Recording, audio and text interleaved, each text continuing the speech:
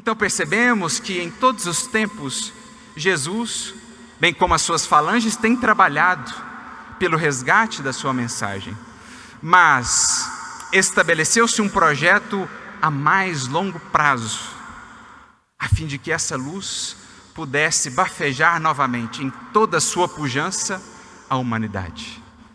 Vários nomes poderíamos citar ao longo dos séculos, que tiveram essa incumbência, que vieram e aqui passaram, quais raios desse sol.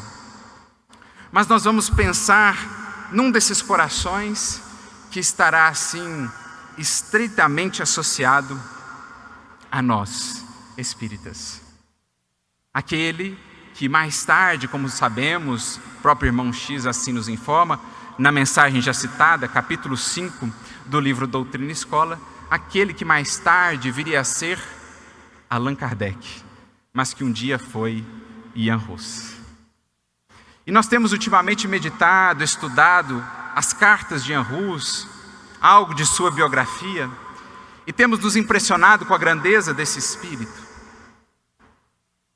com o projeto que ele abraçou, antecedendo a sua encarnação como Allan Kardec, que no fundo não era senão o projeto de resgatar para a humanidade essa sublime luz, esse divino sol.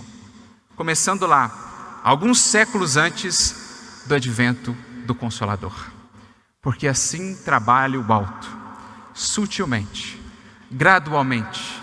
O que para nós parecem períodos tão longos de tempo, para o alto não é senão um relâmpago na história da humanidade. E o projeto Resgate do Evangelho já estava em curso, muito antes de chegarmos a essa obra magna que hoje aqui nos reúne, o Evangelho segundo o Espiritismo. Porque lá atrás, Ian Hus, seguindo os passos de Wycliffe e outros, começou a indagar alguns desses desvios, justamente daqueles que tinham o papel de refletir a luz sublime de Jesus. Começou a indagar e naturalmente encontrou por isso desafios, perseguições, lutas.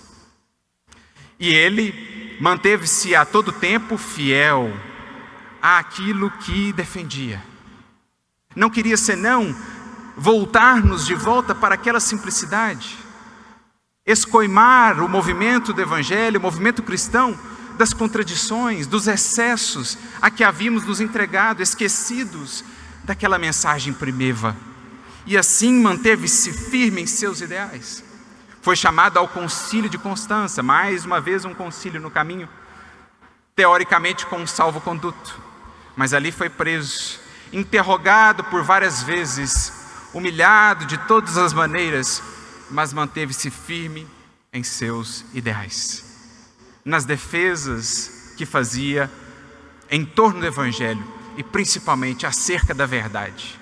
Os seus historiadores, biógrafos, serão quase que unânimes em dizer que aquilo que mais o movia era esse compromisso com a verdade, que mais tarde veremos tão claro, tão límpido em Allan Kardec, a serviço do Espírito de verdade. É assim que já às vésperas de ser conduzido à fogueira, onde foi queimado vivo, Ian Hus recebe na sua cabeça uma coroa de papel, no sentido de ironizá-lo, de escarnecê-lo.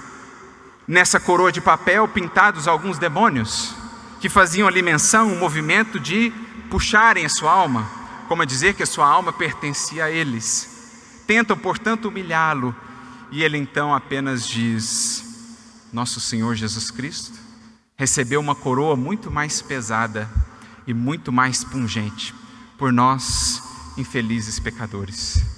Eu, portanto, muito humildemente, aceitarei essa coroa mais leve, embora difamante, por amor do seu nome e por amor da verdade.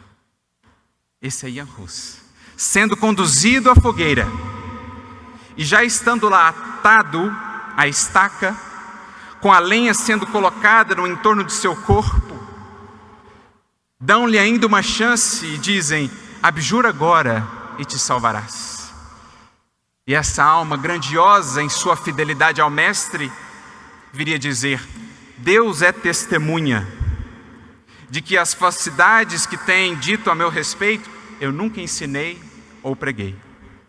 Meu intento não foi senão, em tudo que fiz, em cada escrito, em cada ato, senão nos afastar dos equívocos de entendimento em torno do Evangelho.